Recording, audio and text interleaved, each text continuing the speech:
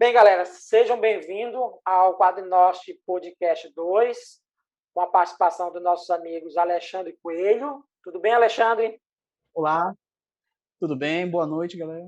O Ítalo Ferreira, E aí, pessoal? Prazer estar aqui de novo. o nosso amigo Volney Nazareno Boa noite, turma dos quadrinhos. Bem-vindos. e o nosso convidado, Ivan Carlos, mais conhecido como Gian Danton. Seja bem-vindo, Gian. Olá, tudo bem? E já falando um pouquinho, entrando aqui na questão do nosso convidado especial, Gian, faça aí um resumo rapidamente de quem é você na fila do pão. Quem sou eu na fila do pão? Provavelmente o último da fila. Bem, eu sou Ivan, né? Mas eu sou mais conhecido no meio quadrinhos como Jean Danton. Eu sou roteirista de quadrinhos, escritor. Eu escrevo desde 1989 histórias em quadrinhos. Já participei de muitas, já colaborei com quase todas as editoras nacionais. E algumas internacionais também. Já fui companheiro do Joe Bennett, né, quando ele assinava Bené Nascimento.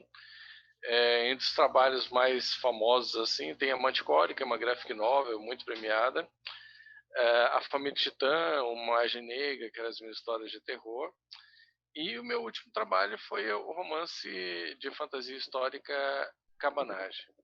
Mas eu tenho também muitos livros sobre quadrinhos, como Watchmen, a Teoria do Caos, a Bíblia do Roteiro de Quadrinhos, e assim vai. Eu faço aqui logo a primeira pergunta aqui, né? Porque eu sou mais velho mesmo. E, Jean, quando tu começou essa questão de escrever? Como surgiu isso? Cara, é assim, eu sempre gostei muito de escrever, né? E eu confesso que eu tinha um pouco o sonho de... Eu percebi que eu não sabia desenhar, então eu falei, não, desenhar não é a minha praia não, né? Mas eu gostaria de escrever quadrinhos. Mas a forma como eu iniciei foi meio coincidência, né? Eu fiz jornalismo na Universidade Federal do Pará, e a gente, acho que no primeiro semestre, a gente foi fazer um trabalho e o professor dividiu a turma por meios de comunicação, né? Então tinha um grupo que era jornal, outro era telejornal, outro era rádio, assim vai. E tinha a opção quadrinhos. Então tinha um grupo que adorava quadrinhos dentro da sala e eu entre eles. A gente, claro, pegou quadrinhos, né? E aí, durante a feitura do trabalho, alguém disse que tinha uma pessoa que fazia quadrinhos profissionalmente e era no bloco do lado, né? Então, assim, o bloco de jornalismo era um, o bloco de artes era outro. E eles disseram, olha, tem uma pessoa ali que é o Bené e tal, né? Ele faz quadrinhos profissionalmente, você podia entrevistar ele. E eu fui entrevistar o Bené. A gente fez amizade nesse primeiro dia, ninguém assistiu mais aula naquele dia. A gente ficou conversando e no final ele me convidou para fazer um fanzine, que foi o Crash. Eu acredito que tenha sido o primeiro fanzine de quadrinhos do Pará. No meio da confecção do primeiro número do Crash, ele chegou com uma história pronta, que era a Floresta Negra. Ele tinha começado a colaborar com a revista Calafrio, mandaram um roteiro para ele, ele não gostou do roteiro, e resolveu desenhar uma história do jeito que ele queria, né? O que ele queria fazer, que era uma coisa meio Hal Foster, ele estava muito fascinado pelo Hal Foster nessa época.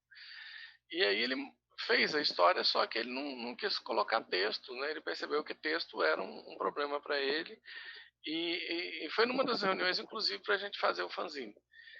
E ele chegou e disse assim, olha, tem essa história aqui, tu aceita, topa fazer o texto dessa história, né? Chamava Floresta Negra, eu topei na hora, né? Como a gente diz aí no Pará, né? Aqui no Amapá também, só se for agora. E foi a primeira história, de fato, que eu escrevi, e a primeira história publicada. Foi publicada na revista Calafrio, não lembro o número, mas foi no ano de 1989. Aí foi o início mesmo de tudo. Agora eu passo aí para meus colegas, quem quer fazer uma pergunta para o Jean, para não ficar só comigo. Bom, Jean, eu vou te fazer a pergunta mais clássica de todas. Quais foram suas inspirações e referências? Ok. Olha, é bem curioso isso, né? Porque eu não conheci o Alan Moore. Eu tinha lido uma história do Alan Moore, que era uma história do Monstro Pântano, foi a segunda história, que ela já foi publicada várias vezes, eu acho que na Abril era Enraizado. que ele tá lá, vocês devem lembrar, quem leu deve lembrar dessa história, que ele tá lá no pântano e ele vira uma planta, né?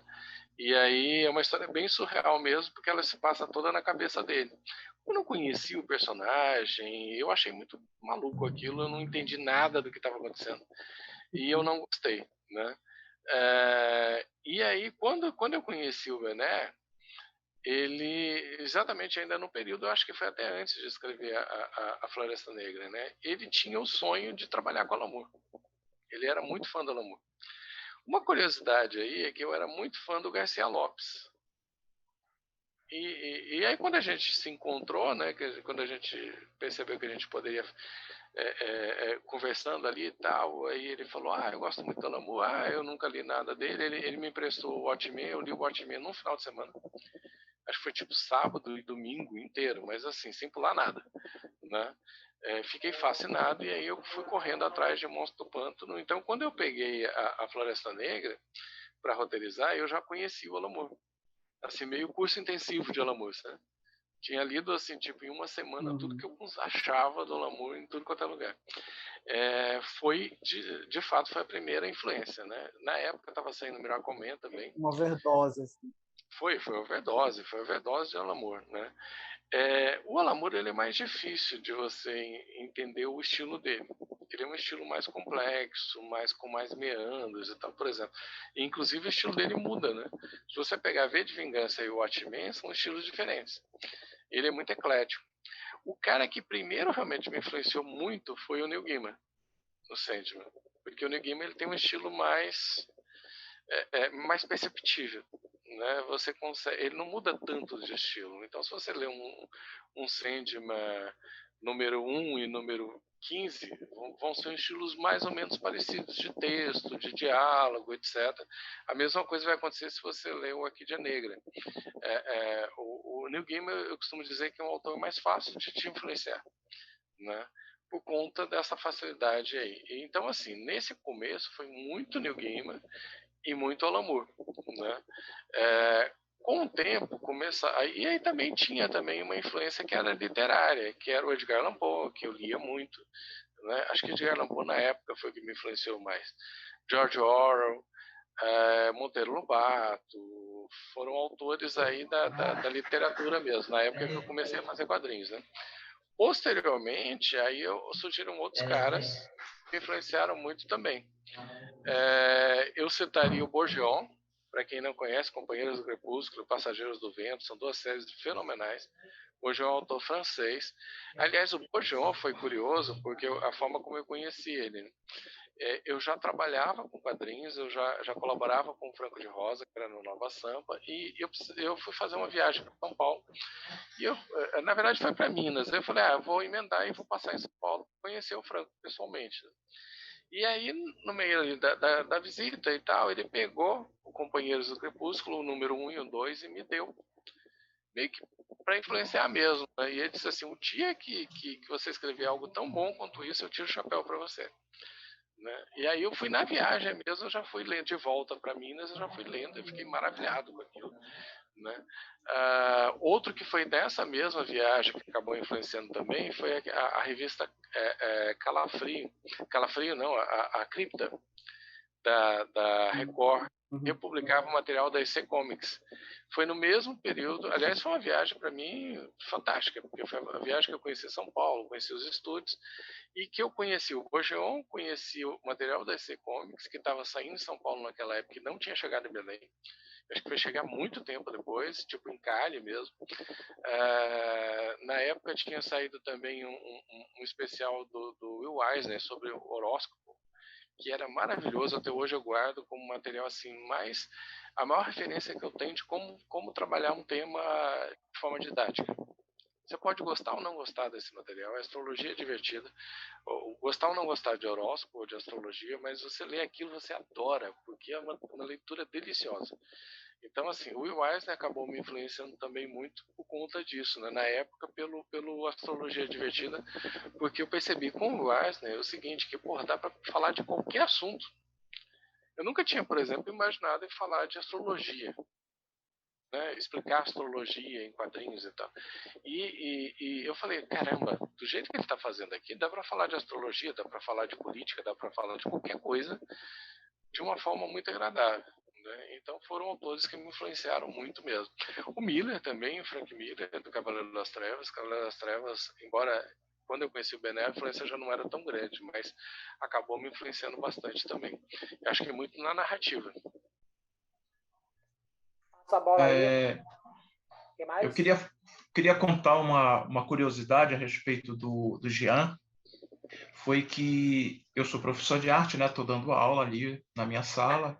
Peguei o livro para falar para os meus alunos sobre quadrinho. E quem é que está no livro, citado pelo livro da escola, né? Como um dos melhores roteiristas de quadrinho do país, Jean Danton. Aí eu fiquei, caramba, será que o Jean está sabendo que ele está sendo citado num livro, sabe, de ensino fundamental, didático para crianças e pré-adolescentes? De imediato eu mandei essa mensagem para ele, disse, pô, Jean, te encontrei o teu nome aqui, olha, no ensino, num livro de escola, didático, te dizendo que tu é um dos melhores roteiristas do país em quadrinho. Jean, já foste citado em outras fontes, sabe? Tipo livros, sei lá, coletâneas. Em geral, o pessoal te vê como? Eu não sei também, porque eu não fico pesquisando, né? É possível que tenha pesquisado, me citado em artigos científicos e tal, né? Tem algumas coisas, né? Mas, assim, a coisa mais curiosa que já aconteceu comigo nesse sentido, uma coisa parecida com isso, de você estava em sala de aula e de repente você deparou com o meu nome, né? Isso aconteceu no banco. Eu fui abrir uma conta de banco. E aí? Eu costumo dizer que foi uma das poucas vezes que eu tive vantagem com o fato de ser roteirista de quadrinhos. Né? Olha só. Eu estava tentando abrir uma conta de banco porque eu tinha sido demitido. Na verdade, eu queria ser demitido mesmo, né? De uma universidade. Eu estava trabalhando em várias. E aí, quando me demitiram, eu falei, graças a Deus. Né? E aí o diretor administrativo falou, cara, é o seguinte, só que para você receber isso, você vai entrar na fila da Caixa, isso é complicado, abre uma conta na Caixa, que fica bem mais fácil essa indenização. Né? E ele me indicou, inclusive, uma caixa econômica que tinha num local que realmente não dava ninguém. E eu cheguei lá, eu entreguei toda a minha documentação para ele e tal, só que de repente ele olhou a documentação e falou, não, mas você não é funcionário público, né? Eu falei, não, essa agência aqui é só para funcionário dessa secretaria e tal, a gente não costuma abrir conta de outras pessoas, etc. De repente ele aí parou e começou a olhar o meu nome, começou a olhar a minha carteira de identidade. Aí ele ficou tipo uns 30 segundos assim olhando, eu falei, caramba, será que o cara vai chamar a polícia, né? Aí ele, Ivan, você não é o Jean Danton? Eu falei, sou o Jean Danton, né? Eu assino como Jean Danton. Ele disse assim, cara, eu li a Manticore, eu li as duas, aquele é maravilhoso, não sei o quê. Eu abro a conta para você. Você fala o seguinte, você vem aqui me dar um autógrafo, eu trago para ti, a gente marca um dia e você vem me dar um autógrafo e eu vou abrir a conta para você. Né? Eu falei, pô, é uma das poucas vezes que foi vantagem ser roteirista de quadrinhos. Isso aí tu pode colocar num quadro e botar na parede. Dá para colocar no Lattes, no currículo. Quem mais aí? Mas olha, essa história, viu, Voney? Essa história de ser citado em livros, etc, eu me orgulho mais de uma outra coisa, né? Talvez eu não seja tão citado quanto uma criação minha, que é o Francisco Iveten, que foi citado em muitos artigos, muitos livros, e todo mundo acreditando que ele existia, era um personagem que eu criei, né? Vai lá. Fala, Ney. Terminou? Eu só ia dizer que eu tive Manticore, tá? E eu não me recordava que tinha sido o Jean que tinha feito. É porque com o tempo a gente perde quadrinho. E a gente perde. Agora, já indo ainda nessa vibe dos quadrinhos, desculpa aí o tempo, né? Mas tem um cara que eu tive orgulho de ter lido. Eu acho que, para mim, é uma das melhores coisas, um dos melhores trabalhos com roteiro, que é A Hora do Crepúsculo. Cara, que quadrinho fantástico. Tá? Eu adoro esse quadrinho, velho. Cara, Tipo, eu tenho uma dor terrível no coração de ter perdido esse exemplar teu com o Bené, né? E isso é uma obra-prima, velho. Tem que ser reimpresso novamente, tá? Porque eu preciso ter de novo um outro exemplar. Viu, Vanessa? Se eu te disser que eu acho que essa é uma das revistas mais complicadas do quadrinho nacional de todos os tempos. Por quê? E é engraçado que muita gente gostou, né? Mas a Hora do Crepúsculo, ela é a terceira parte de 3 séries. Então ela é a terceira parte de Histórias Bizarras, ela é a terceira parte da Zona do Crepúsculo e a terceira parte da Refrão de Bolero. Até hoje eu não consigo entender como é que o pessoal entendeu as três, as 3 histórias, porque são todas continuação, né? E era a última parte das 3 trilogias. E o pessoal gostou, né? É bom, mas não sei como é que vocês entenderam. Acho que o pessoal achou assim, caramba, ele foi revolucionário, né? Ele contou a história do meio, assim. Pra te ver o talento, né? Pode aí, Ítalo, se Vai, quiser. Jean, boa noite. Olha, eu sou o Ítalo, Boa né? noite. Então, Boa noite, Ítalo. Confesso que eu não te conhecia, né? Quando o Tonico me falou de ti e tal, cara, eu vi que ir atrás Quem dele. é esse mané, né? Não. Aí procurei e tal, aí, porra, esse cara ele escreveu muito quadrinho de terror e quadrinhos, assim, assim, eu acho que na época, quando saiu, eu não lia terror, né? Eu acho que eu ainda era muito criança ainda para a época. Então, acho que por isso que passou batido, assim. Mas aí eu fui procurar, né, a respeito e tal, vi muita coisa bacana e tal, inspirado nos textos do Neil Gaiman. Porra, cara, eu gosto muito, assim, acompanho muito, assim, as histórias dele. Falou, né, que ele tem um jeito único de escrever. Ele tem, realmente, né, parece que tem uma identidade, assim, nas histórias dele. Muito clara, né? Tu saca, O assim, estilo do New Game é muito, muito óbvio, né? Isso. Aí eu queria te fazer uma pergunta, assim, um cara, assim, que já fez tanto trabalho, assim, bacana, tá aí escrevendo histórias legais e tal. Como é que pode dizer, assim, o quadrinho, como é que ele se encontra, assim, o quadrinho aqui hoje no Brasil, né? Por exemplo, um cara que quer se engajar, assim, cara, eu vou trabalhar com quadrinho, tá? Vou desenhar e tal. Quais são as oportunidades, assim, o quadrinho tá forte, assim, aqui, né? Ou será que só ele tem sucesso, assim, se ele for desenhar para fora, ou ele não tem vez se ele ficar trabalhando aqui, se o quadrinho brasileiro, assim, já mudou muito há um tempo atrás, assim, ou ele ainda continua, assim, muito meio que de lado? Como é que tu enxerga esse cenário, assim, hoje? Tu pode dizer alguma coisa, assim, a respeito? Cara, o cenário mudou muito, né? Na época que eu comecei, eram editores que editavam revistas com tiragens grandes, a tiragem média era 30 mil exemplares. E os editores pagavam o desenhista, pagavam o roteirista e compravam a história. E eles publicavam, né? Você tinha um pagamento e a partir daí era tudo por conta do editor, né? Hoje em dia mudou muito esse cenário. Hoje em dia o que a gente vê muito são edições pessoais, né? Muito catarse, muitas edições independentes, etc. O próprio Volney participou de 2 que eu gosto muito, que é Belém Imaginária e Encantarias, né? Naquele tempo você já estava meio antecipando um cenário que é muito atual, né? Que são dessas edições independentes. Tem um lado bom, tem um lado ruim, né? O lado bom é que você tem uma produção muito extensa, você tem muita gente produzindo quadrinhos. Na minha época não tinha tanta gente produzindo quadrinhos, isso é impressionante. Como é que hoje em dia você tem uma quantidade imensa de pessoas. Mas, por outro lado, você não tem o alcance que você tinha na época, né? Por exemplo, a Hora do Crepúsculo foram 30 mil exemplares. Pelo que o pessoal fala, acho que venderam os 30 mil, porque tanta gente que eu encontro que comprou, que gostou e tal. Hoje em dia, se você tem uma tiragem de 1000 exemplares, é uma tiragem grande, é uma tiragem que realmente chama muita atenção, né? Mas aí você tem também o outro lado, né? Você tem os caras que trabalham para fora, você tem o Maurício Souza aí com os MCPs. Hoje em dia o cenário está um pouco mais amplo, né?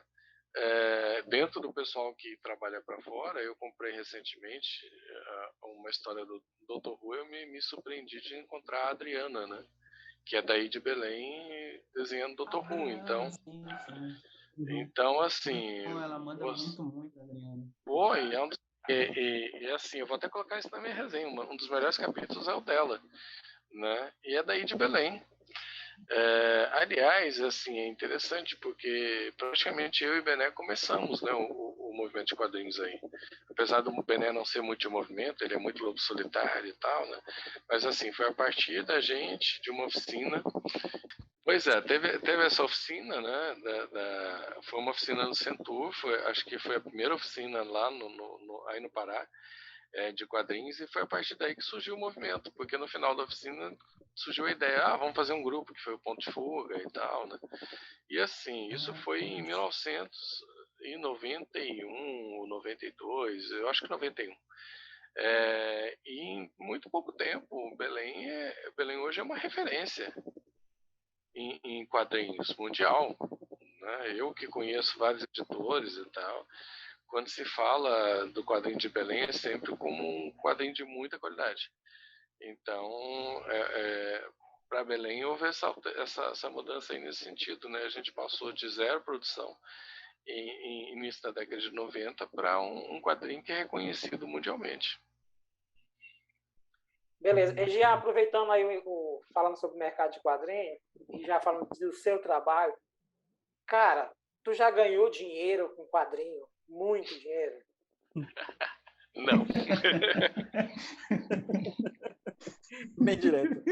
Tem coisa que eu não posso falar aqui, eu te falo depois no privado também. Mas assim. O cara não quer entregar o ouro. Mas assim, a única vez que eu realmente ganhei dinheiro com quadrinhos foi quando eu trabalhei para o Maurício Souza, né? Foram 5 páginas de roteiro para o MSP mais 50. 5 páginas de roteiro. Para vocês terem uma ideia, na época foi R$500 de pagamento por essas 5, R$100 por cada página. Isso foi, hoje em dia pode não parecer muito R$500, mas na época, não lembro quantos anos foi, mas assim, na época, para vocês terem uma ideia, com esse dinheiro, eu paguei a passagem, Macapá, São Paulo, ida e volta, e o hotel para ir para São Paulo. Porque eu queria ir para o lançamento, né? Até para poder conhecer o Maurício Souza e tudo mais e tal. Assim, a minha viagem foi paga com o dinheiro de 5 páginas de roteiro. Foi a única vez realmente que eu ganhei dinheiro com quadrinhos, né? Que eu posso dizer, olha, não, aí foi beleza. Algumas vezes eu nem recebia, algumas vezes eu recebia. Na MED, por exemplo, sabe a MED, a famosa MED, né? Era R$30 a página de roteiro. Você imagina, né? R$30 a página, por exemplo, o Big Brother, que eu fiz a site, eram 5 páginas. Eu tive que assistir uma semana de Big Brother para fazer anotações e tudo mais, para R$150. Né? Já foi sofrido, né? E foi sofrido, foi o dinheiro mais sofrido, né? Mas agora, para médio, o mais fácil, por exemplo, né, aí, depois quando eles me pediram do Crepúsculo não tinha saído no cinema. Eu tive que ir atrás. Vocês têm que considerar que eu moro em Macapá. Na época, Macapá ainda era internet de escada. Eu tive que ir atrás daqueles caras que vendiam aqueles DVDs piratas para ver se alguém tinha uma cópia pirata já adiantada do Crepúsculo que ia ser lançado. Vocês terem uma ideia da dificuldade da coisa, né?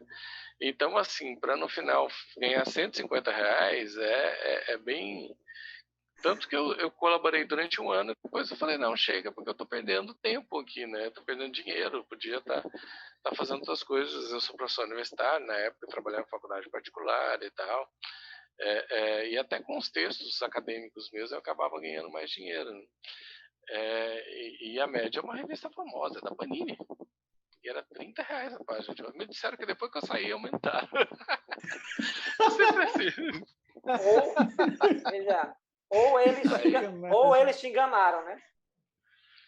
Não, eu acho que eles estavam só esperando. O Jean saiu, pode aumentar, aumenta aí. Mas olha, a sátira do Big Brother, isso é brincadeira, mas a sátira do Big Brother, vocês sabem que os caras da Panini, eles não gostam da Mad, né? Da Panini Brasil. Os caras ali que são os chefões mesmo que mandam, assim, os caras evidentemente lá dos Estados Unidos gostam, claro, né? Mas o pessoal, eu acho que é mais, inclusive, é o pessoal da Mitos, que está ali na cabeça da produção, né? Eles não gostavam da Mad, só que eles tinham assinado um acordo, porque a Panini é da Marvel, né?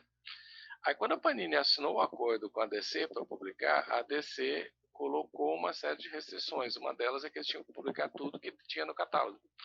E a Mad estava no catálogo. Então, eles foram obrigados a publicar a Mad, mas o pessoal da Mitos não gostava da Mad. Então, por isso que eles pagavam tão mal, por isso que não tinha muito apoio, né? Mas o Rafael Fernandes, que era o editor da Mad, ele me disse que o chefão dele lá dentro da Mitos, ou da Panini, não sei, não lembro, acho que era da Mitos, né? Ele foi lá com o Rafael e disse assim, cara, eu não gosto da Mad, mas eu gostei muito dessa sátira do Big Brother, eu ri pra caramba e tal, isso aqui eu gostei, né? Felizmente, a única coisa que foi elogiada na Panini Brasil foi uma sátira minha.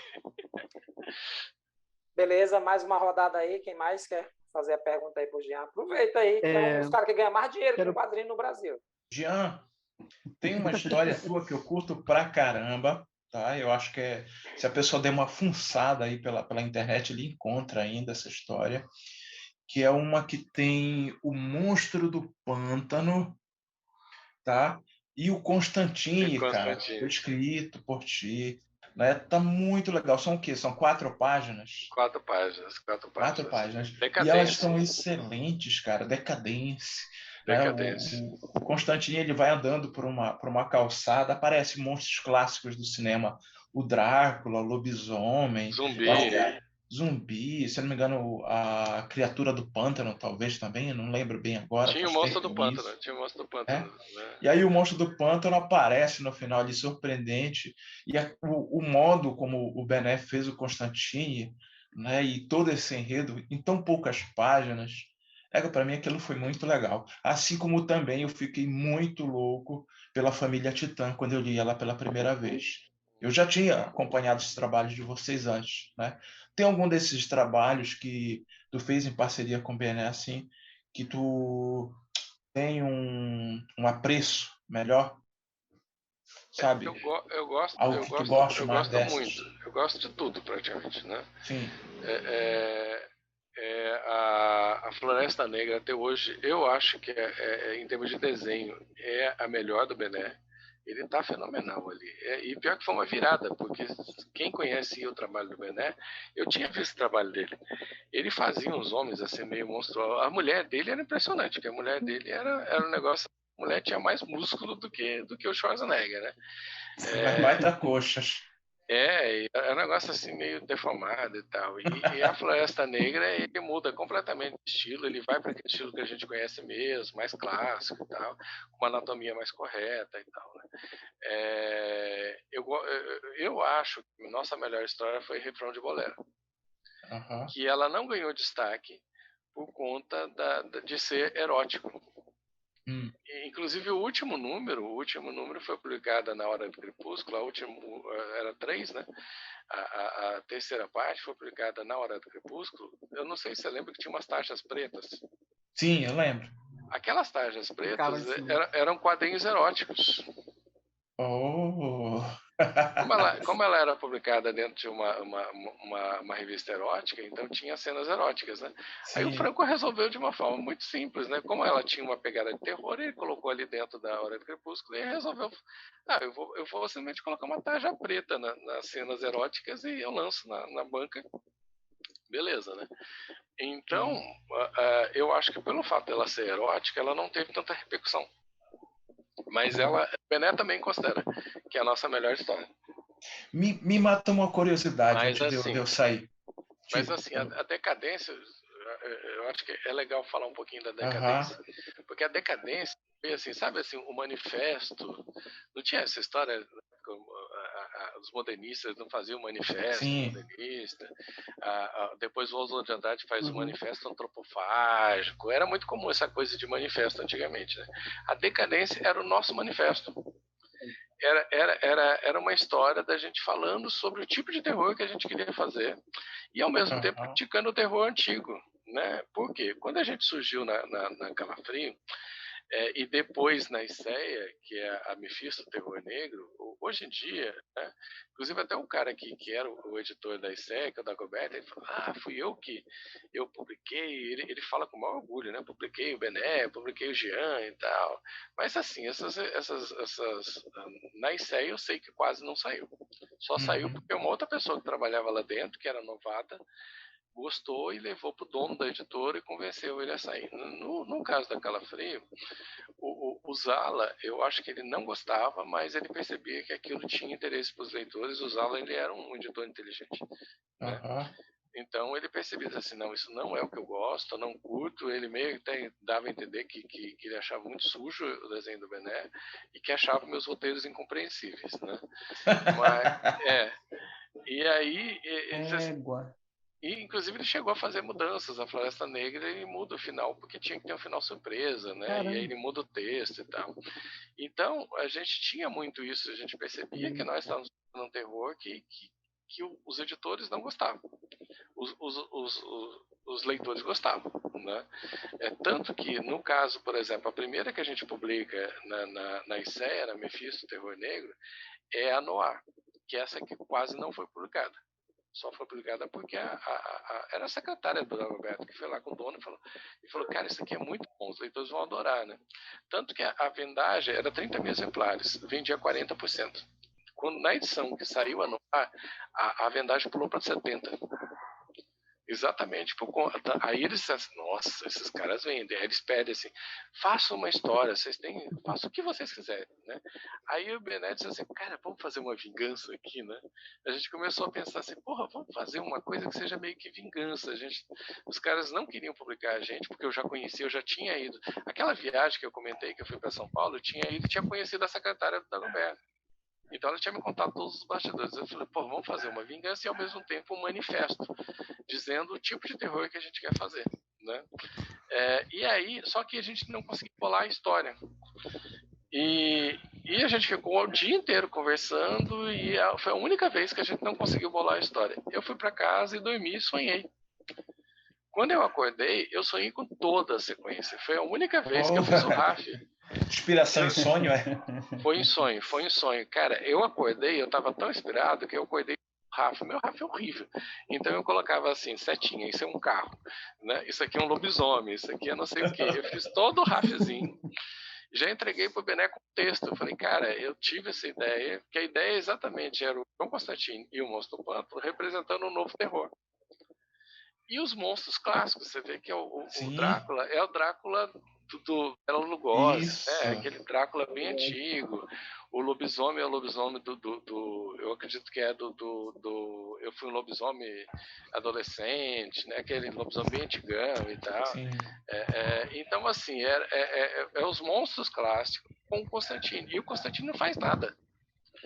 Ele vence os monstros clássicos sem fazer absolutamente nada, né? Por exemplo, o zumbi. Começa o zumbi, como é que ele derrota o zumbi? Ele atravessa a rua, o zumbi é atropelado, né?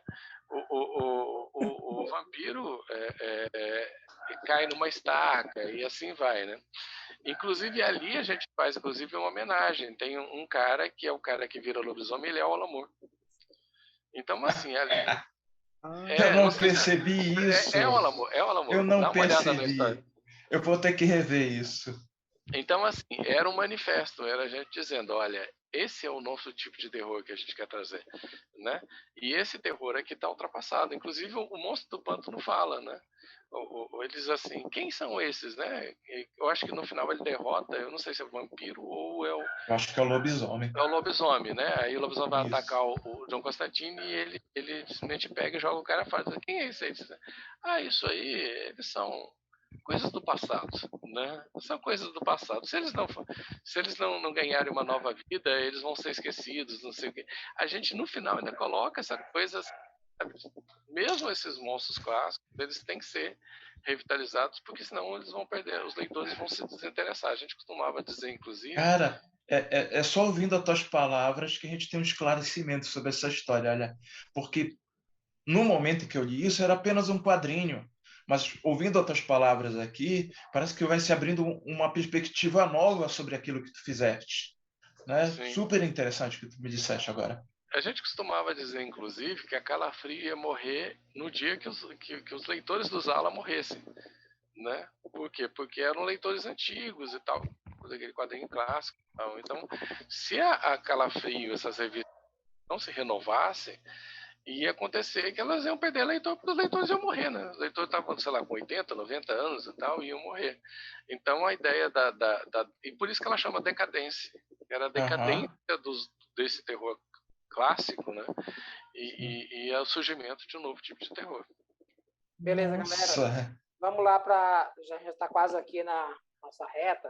Alexandre e Ítalo aí, façam suas últimas perguntas. Só uma pergunta aqui. Fala, Ítalo. Não, que ele falou que antes o pessoal fazia muito manifesto, né? Hoje o pessoal está engajado mais em fazer notinha de repúdio, né? Né? Não, e você vê que não existe mais, né? Não existe mais esses movimentos e tal. Parece assim que a história foi perdendo essa coisa. Você diz assim, pô, antigamente você tinha o modernismo, aí você tinha o futurismo, você tinha, sabe, você tinha né, movimentos que você sentia que estavam tentando renovar, mudar as coisas e tal. Hoje em dia o movimento que a gente tem é do Quanon, né? Que é o movimento fake news. Já ia falar isso. É o fake news. Hoje tem um movimento fake news. Tem um movimento fake news. Vai, Alexandre. Eles nem precisam de manifesto. Chegaram chegando. Não precisa. Queria perguntar para o Jean se ele já topou com o conceito do copyleft, né? Da cultura livre, de certos autores que produzem conteúdo para ficar livre de direitos. O que tu pensa disso? E se tu pretende produzir alguma coisa algum dia? Cara, eu acho muito legal, eu acho uma ideia bacana. De certa forma, a gente já fez um pouco isso com o Explorador Desconhecido, que era uma série minha com o Jean Okada, se Deus quiser um dia vai ser publicado. Né? É um trabalho maravilhoso, o desenho de Jean Okada é fantástico. E assim, quase você não vê quadrinho de ficção científica no Brasil. Acho que é o gênero que menos aparece, né?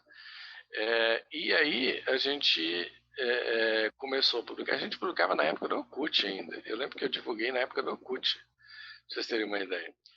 E algumas pessoas chegaram a fazer meio que fanfics. E a gente foi usando esses fanfics nas nossas... Né, foi entrando no universo. Então, o Explorador Desconhecido virou. Então, a gente teve fanfic literário, o JJ Marreiro foi agregando. O JJ Marreiro fez umas coisas de quadrinhos, fez umas capas, imaginou umas coisas e tal. Então, assim, outro também que dá para considerar é o Ivan e o Capitão Gralha, né? Foi um trabalho coletivo de 9 pessoas, embora, assim, quem realmente criou o Iverton fui eu.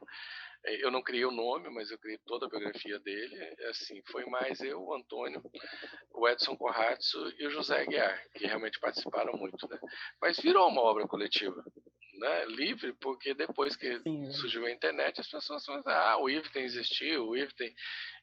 eu dizia, no meu texto original, eu dizia que ele tinha ido para os Estados Unidos e tinha só visitado o estúdio do Bob Kane. E depois começaram a dizer que ele estagiou no estúdio do Bob Kane. Depois começaram a dizer que ele criou o cinto de utilidade. Depois começaram a dizer que ele que criou o Batman e o Bob Kane roubou dele e tal. Então, assim, eu acho muito bacana. Eu acho que 2 cabeças pensam melhor do que uma e 3 cabeça. Já foi a tua contribuição, digamos assim. Já, com certeza. Beleza, vai, Ítalo. Não, eu tô tendo uma aula aqui. Tem alguma pergunta para fazer? Senão já passo aqui a minha última pergunta para a gente passar aqui. Pode fazer também. Jean, cara... Quero fazer uma depois também. Muito se falou, uns 15 anos para cá, sobre o avanço da tecnologia, principalmente a internet, e as mudanças dos hábitos, né? Com a questão de livros digitais, e aí entrou também a questão de quadrinhos digitais, que nós temos um serviço de streaming no Brasil, que é o Social Comics, e aí eu te pergunto, mediante isso, hoje a gente ainda sabe que o leitor de quadrinho, em sua maioria, não tem uma pesquisa aqui, mas ele prefere, em sua maioria, o físico, né? O papel. E aí eu te pergunto, qual o futuro do quadrinho? O que você vê para o quadrinho? Vai ser ainda essa mídia de impressa? Tu acha que... E outra coisa, a gente sabe que o quadrinho ganhou muito impulso no Brasil com as feiras, né? Com as feiras de quadrinhos. Bienal de quadrinhos, isso, Festival Internacional de Quadrinhos. Mas é um mercado que tem seus balanços. Eu te pergunto, qual o futuro do quadrinho? Cara, eu acho que o quadrinho digital, eu vejo um futuro mais em sentido de divulgação. É a história que dizem, né? Eu não li o livro, mas tem a história da cauda longa, né? Que você dá alguma coisa de graça e você acaba conquistando o cara. Quem já fazia isso era o traficante, né? Que chegava ali com o cara e dava um pouquinho de droga e tal para viciar o cara e aí depois o cara vinha comprar dele, né? O brasileiro, especificamente, ele não é acostumado a pagar.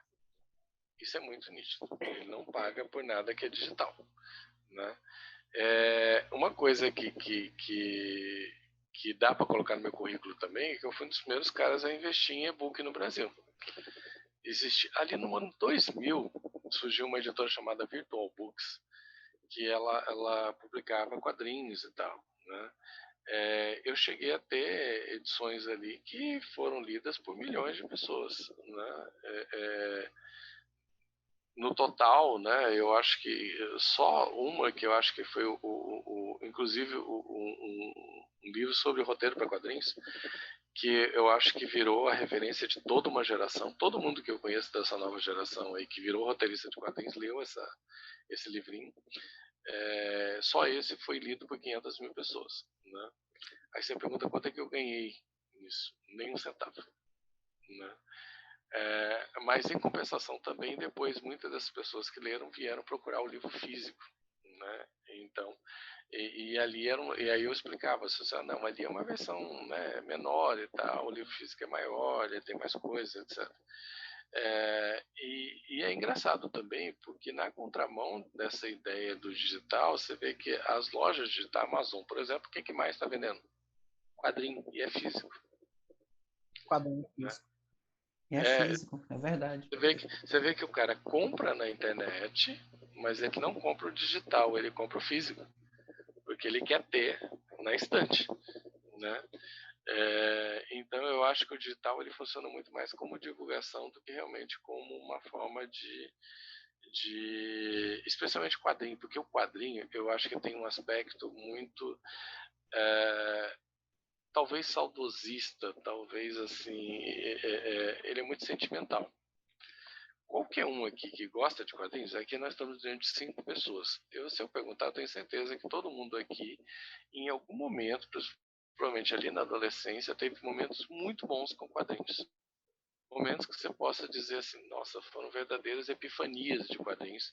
Né? O Jung falava disso, né? Que eram momentos que você ia ali como se você fosse para outro mundo, né? Então você entra no mundo de mitologias, etc.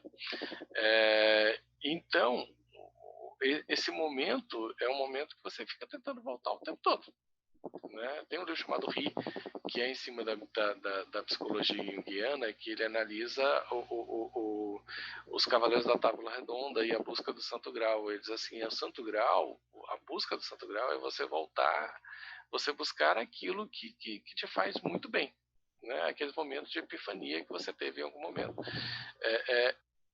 todo mundo que gosta de quadrinhos geralmente teve esse grande momento com quadrinhos, né? E aí você percebe, por exemplo, por que vende esses ônibus?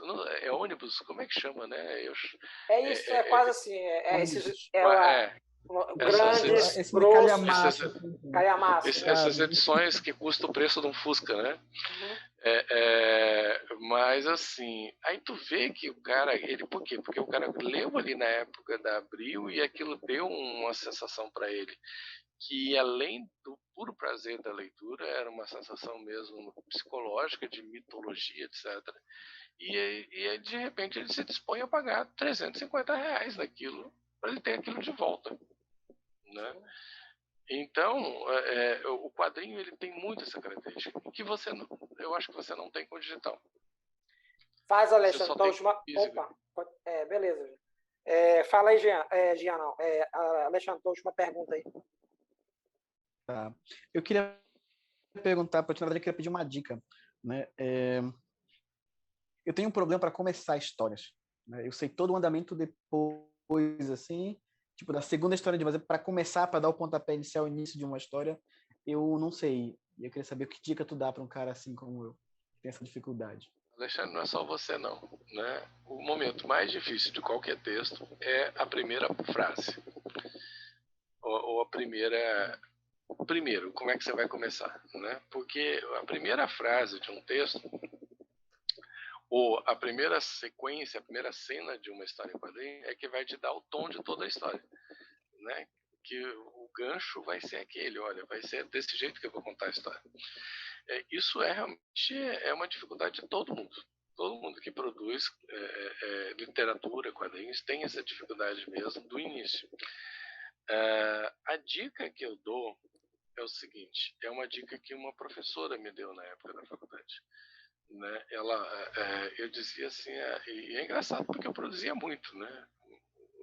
Quadrinhos principalmente, mas teve uma época que eu tive um bloqueio criativo, né? E eu comentei com ela era professora de redação jornalística. E eu falei assim, professora, eu não estou conseguindo escrever o texto porque eu estou com bloqueio criativo e tal. E ela falou assim, sabe qual é a melhor forma de você solucionar um bloqueio criativo? É você produzir. Se você produzir o tempo todo você está escrevendo, você não tem bloqueio criativo porque você simplesmente vai desenvolvendo os mecanismos criativos, né, de criatividade. Um cara que eu entrevistei muito recentemente foi o Júlio Emílio Braz, que é um grande roteirista de quadrinhos, uma pessoa fenomenal, conheci ele pessoalmente, hoje em dia em redes sociais, nossa, ele é maravilhoso, é um cara muito gente boa, mas ele falava que quando ele escrevia, e ele vivia disso, ele vivia de escrever, né? Então ele começou na PEC, lá na Spectre e tal, aí depois a Spectre fechou, né? Ele não tinha mais mercado, ele foi para escrever livro de bolso, sabe aqueles bolsa-livros de faroeste e tal. E ele tinha que escrever uma quantidade monstruosa, porque eles pagavam muito pouco, compravam muito, mas pagavam muito pouco. Então, para ele poder sobreviver, tinha que produzir muito, né? Aí tu imagina, o cara chegava a escrever 15 daqueles livros em um mês. Aí você pergunta, cara, como é que o cara consegue bolar 15 histórias e com os personagens e tudo, né? Claro que tem as dicas, né? O Luquete fazia isso também. O Luquete escrevia livro com uma rapidez monstruosa, né? Claro que você tem algumas dicas quando você está numa produção muito grande, né? Mas assim, o que eu já percebi é que quanto mais você produz, mais rápido é para você ter esse start, entendeu? Desenrolar, né? Você desenrolar. Então, eu tenho uma regra comigo, que é todo dia eu tenho que escrever um texto. Isso pode ser um texto, um roteiro de quadrinhos, pode ser uma resenha. Quem me acompanha no Facebook sabe que eu publico resenhas, não diariamente, mas eu sempre estou publicando resenha de um filme que assisti, ou de um livro, ou de um quadrinho. Isso, inclusive, é muito bom, porque você fixa melhor a ideia. E, inclusive, para você escrever uma resenha de filme, você tem que analisar o roteiro, né? Se eu estou analisando o roteiro, eu estou desenvolvendo o meu próprio roteiro também. Porque eu estou identificando erros no roteiro, ou eu estou identificando acertos e tal, né? Ou eu estou escrevendo uma história em quadrinho, ou eu estou escrevendo um livro. Agora eu estou escrevendo um livro sobre quadrinhos de terror no Brasil, né? que é uma parceria com o Franco de Rosa. O Franco me convidou e aí eu falei, nossa, eu comecei com quadrinhos, maravilhoso, né? Mas então eu tenho essa regra. Hoje eu escrevi um capítulo do livro, maravilha, então beleza. Hoje eu escrevi uma resenha, beleza. Hoje eu escrevi um roteiro de quadrinhos ou parte de um roteiro de quadrinhos, maravilha. Eu confesso que eu fico até agoniado. Eu me sinto mal mesmo. Sabe um dia que você diz, caramba, isso foi um dia perdido se eu não escrevi uma linha. Então, estabeleça essa continuidade. Quanto mais você produzir, mais fácil vai ser para começar as histórias.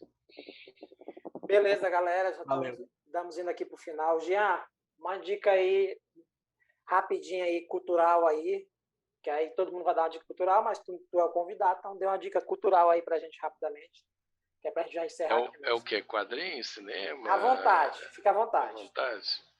Cara, eu não vou indicar quadrinho, nossa, tem muitos, né? Mas eu vou indicar uma série que me impressionou muito, que foi Bom Dia, Verônica. Eu gosto muito, o Tony que me conhece sabe que eu gosto muito do tema psicopatas. Legal. É uma história maravilhosa sobre psicopatas, escrita inclusive em coautoria pela Ilana Casoy, que é uma autora de livros sobre psicopatas. E, cara, eu sou muito assim, sabe? Tem gente que, às vezes a pessoa não gosta de uma coisa, mas sabe, não, mas tá todo mundo falando bem, eu vou falar, né? A minha grande regra para dizer se algo é bom ou não é eu gostei ou não gostei. E eu gostei demais dessa série. É uma série nacional, chama-se Bom Dia, Verônica. É uma série de suspense que eu fiquei no fio da navalha do primeiro até o último minuto. Sabe aquela história que você fica o tempo todo ali tenso, o que vai acontecer? Né? Essa eu indico muito mesmo. Beleza, para quem não sabe, tá no Netflix, tá? Tá na Netflix, E já fez tanto sucesso que vai para a segunda temporada. Vai, Alexandre. Bom, eu não tenho visto nada essa semana porque eu estou ocupado com as aulas remotas, né? Mas aí, o pouco que eu tive de tempo, eu estava vendo os documentários que tem da Marvel, né, no Disney Plus. Então, tem que dar uma passada lá, que tem uns novos agora, bem bacana. Tem lá o Marvel 360, que é uma sequência de documentários bem legais. Eu recomendo para a galera dar uma olhada lá. Beleza. Vai, Ney. Assistam Primal, tá? Vai lá no YouTube, se tu não conhece, digita Primal, do nomezinho complicado, Tartakovsky, né? Digite lá, assiste, tem vários episódios que estão disponíveis no YouTube, se tu tiver dificuldade em assistir. Inclusive, na primeira temporada, se tu assistir um dos últimos episódios de Primal, tu vai ver ali uma semelhança incrível do personagem com o Hulk que o Bennett está desenhando ultimamente. É incrível. O traço é fantástico, a cor é legal e não é uma animação para criança, é para adulto e precisa ter um certo estômago forte para assistir Primal. A segunda temporada não perde nada assim da qualidade que tem a primeira. Assistam Primal, joga lá no YouTube só para te dar uma conferida e depois corre atrás para te assistir. Primal. Primal? Primal de primata, tipo. Sabe? Beleza. Vai, Ítalo. Eu tenho uma dica aqui, mas é de quadrinho. Melhor ainda. Pessoal, a gente aceita, vai. eu vou fazer um jabá aqui. Já que a gente conhecendo o Jean e tal, a gente falou aí do quadrinho, tem crescido bastante aqui em Belém. Eu vou apresentar um trabalho aqui da galera, que é o Açaí Pesado aí. Não conheço.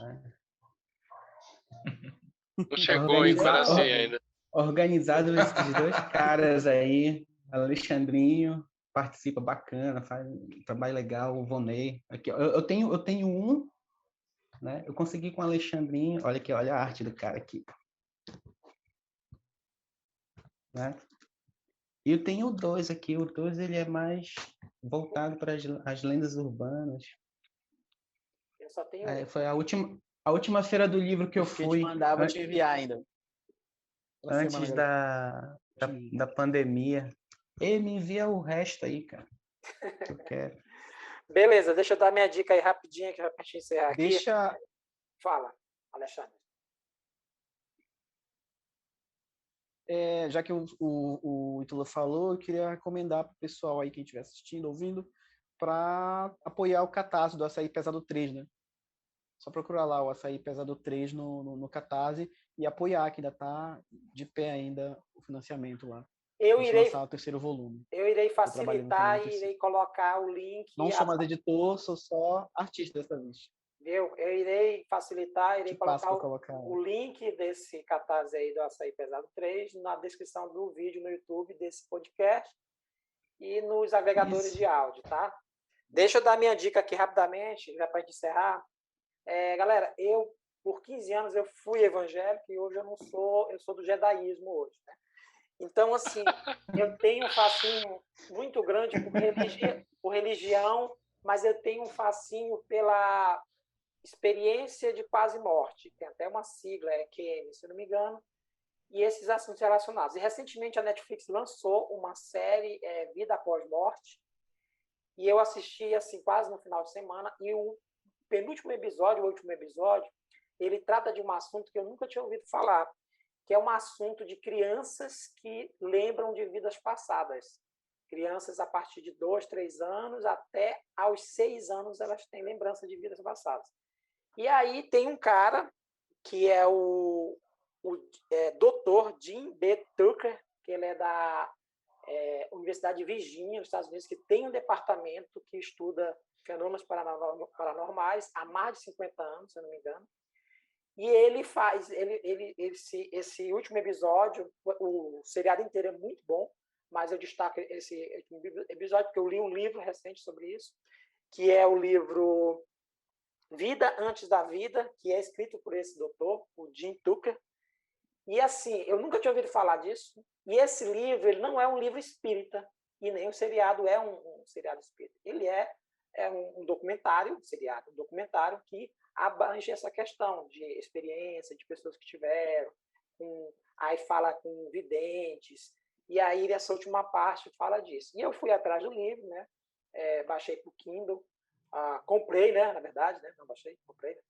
Né? E eu indico o seriado Vida Após Morte, para quem tem essa curiosidade sobre a questão da vida após morte, e esse livro. E esse livro, ele é a junção de 1000 e poucos casos que eles coletaram durante um período aí de anos, nos Estados Unidos, no Brasil, e principalmente em países da Índia e da Ásia, porque são países que aceitam a reencarnação de certa forma. Então, aparentemente, tem mais casos para lá. E, assim, é um livro muito bom, ele analisa vários casos, no final ele dá uma abordagem sobre a questão da possibilidade de haver, até um detalhe que ele ressalta, que é assim, a mente, o cérebro, ele cria pensamentos, cria raciocínio, né? E ele fala, chegar a colocar aqui, será que o cérebro não só transmite como uma TV que transmite um programa e quando aquela TV quebra, outra TV continua transmitindo?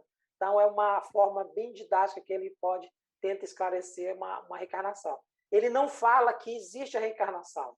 Ele faz uma abordagem bem científica desses casos, que inclusive o Carl Sagan chegou a formar uma instituição nos Estados Unidos só para ir contra essas coisas paranormais, mas nesse caso das crianças, o Carl Sagan disse assim, estudem esse caso a sério, porque eles são muito curiosos. Então, fica a dica aí, está no Netflix o seriado, Vida Após Morte, e o livro você acha na Amazon para comprar, Vida Antes da Vida, de Jim Tucker.